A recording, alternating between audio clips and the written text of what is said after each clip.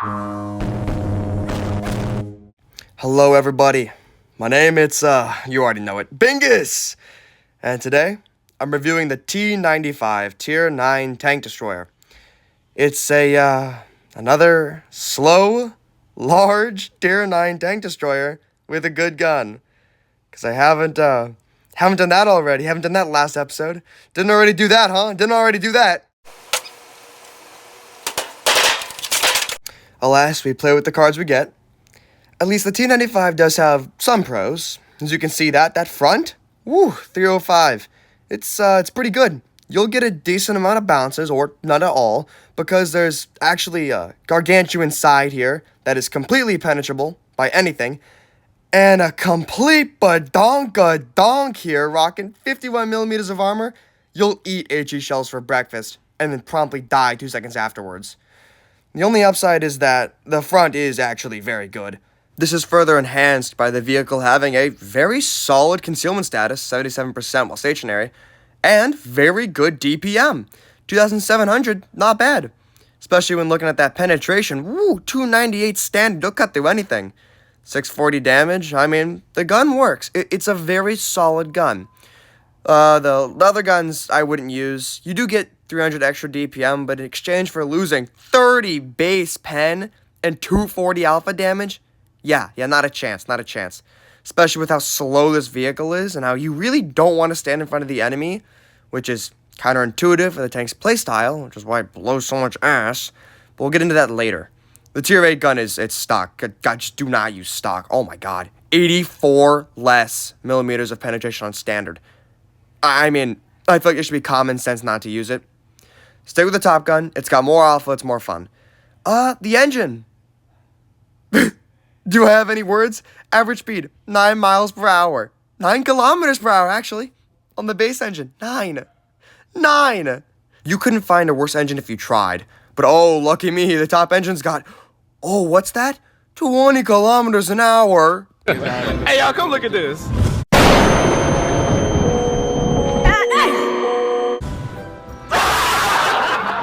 It's safe to say this vehicle's mobility is practically non-existent. And that is a gargantuan problem in this game. You see, this wouldn't be a gargantuan issue if it actually had decent compensation, but it just doesn't. See, the slow mobility is supposed to be counteracted by the very good gun, which is just good. I wouldn't say it's very good, it's just good. And then the armor. The tank is supposed to be an armored bastion that's basically impenetrable.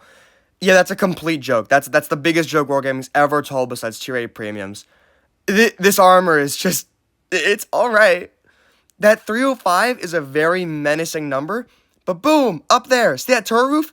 That's pennable from the front. Like, static ground from the front. Those 2 giant cupolas and the goddamn turret roof itself. Easily pennable. Not to mention that little lower glacis right there.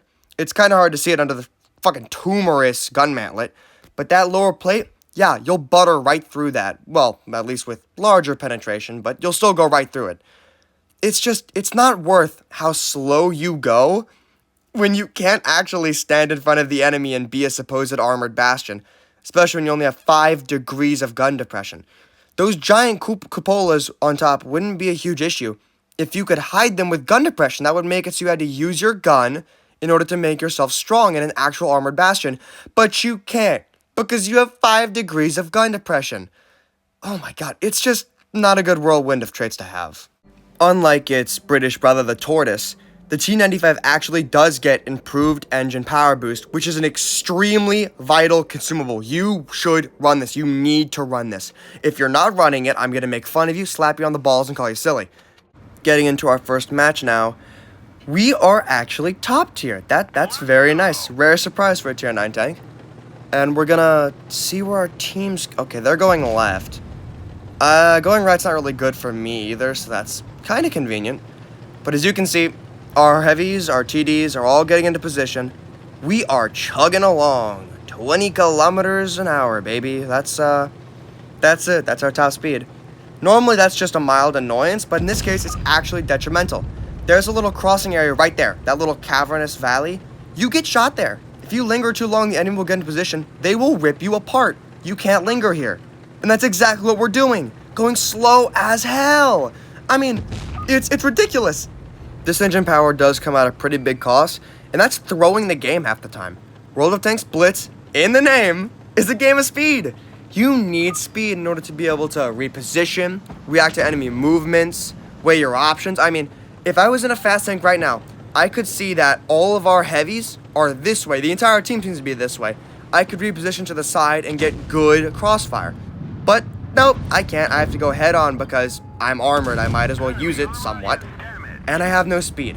I can't go separate because if I get caught out, I will die. If you get caught out in this vehicle, you will die.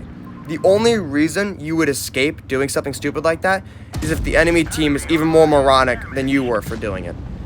I guess if your team's also clutching up, you could do fine, but you wouldn't be doing fine. Your team would be. That applies to every vehicle. If your team does well, you'll win. What a shocker. The difference is this tank actually relies on it. I'm gonna try and hit this guy. Yeah, okay, I can pen right through his turret. That's standard pen. Coming in clutch here, I can butter right through that heavy tank's turret. It's pretty comfortable to be able to do that. Of course, now I'm not in a good position because the teams had mobility. They can move around. I have to stick my gun up to cover my cupola, because that's actually a trick you can do in this vehicle. If you shoot, then stick your gun up like I'm about to do. Yeah, throw my gun up. I can cover that one cupola and wiggle a bit. But at the end of the day, it's still not gonna work as well. That lower glacis is just brutalizing. This tank doesn't have that good of armor. We're gonna get a shot off here. We're not gonna get a shot off here. Okay, I guess. We're gonna use our speed boost that we actually need to back into cover. Because, French vehicle, okay. He's gonna miss a shot. He hits our track wheel. Very thick treads. Don't underestimate the treads here. We're gonna use our speed boost to get out of the way and actually rotate to this. Oh, yeah. French vehicles. Yeah.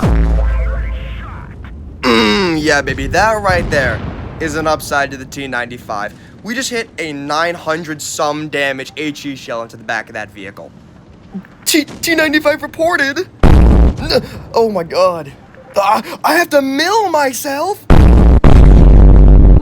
I have to what? Yeah, as you can see, World of Tanks Blitz players can get a little bit salty if you actually kill them. Because in a game where you have to kill each other and you're shooting at each other and they're shooting at you, isn't it so weird when they shoot back? Isn't that strange? How funny. Either way, we're gonna have to reposition to the T20. No, actually, T20's too slow. He's like me. So I'm gonna look at the J Panther because he's got a deadlier. Okay, we are gonna back up now. He might hit my treads, which extend behind my. Okay, we're good. Never mind. Battle over. That was all right. We kind of relied on the enemy not moving at all. They stayed in the same 1/8 quadrant of the map the entire game. None of them left. We did more movement than the enemy, which is kind of embarrassing, I want to say. I mean, we had a good game. That was about, what, 3,000 damage or so? Yeah, 2,200 damage. That's a solid game for this vehicle. It's just, ew. I didn't like having to rely on the enemy doing bad and our team doing good. Our team did great. The enemy did awful. That's the only reason we... Oh, thumbs down from... Who? Oh, it's this guy. Well, you know what they say. Fight fire with severe mental illness, buddy.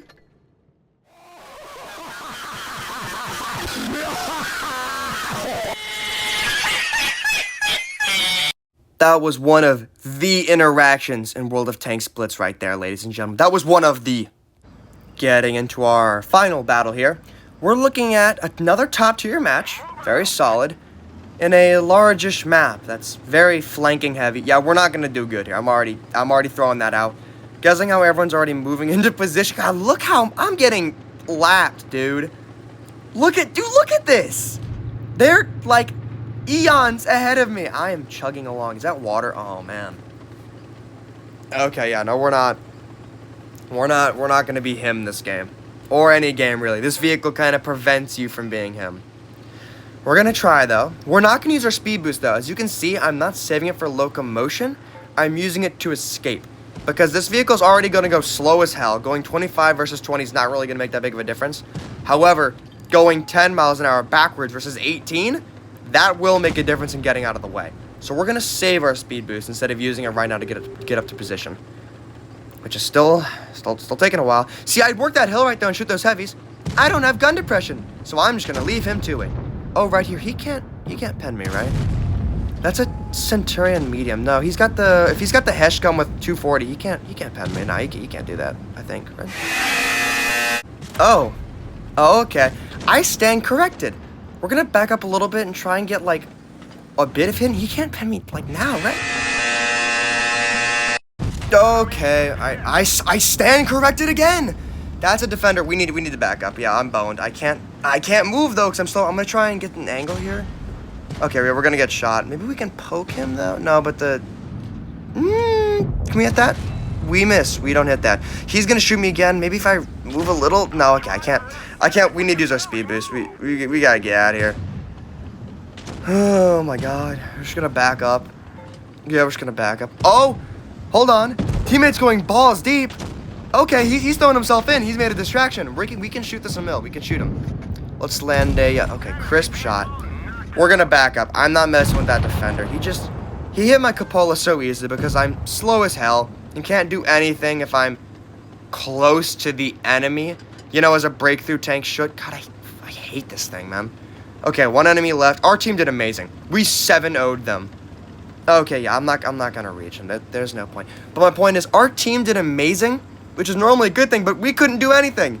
We could not do a single goddamn thing. If our enemy wasn't crazy, if our enemy wasn't moronic, and our teammates weren't amazing, we would have lost easily. We didn't do much of anything. All we did was try and use this tank as it should, and got torn apart for it by like everyone.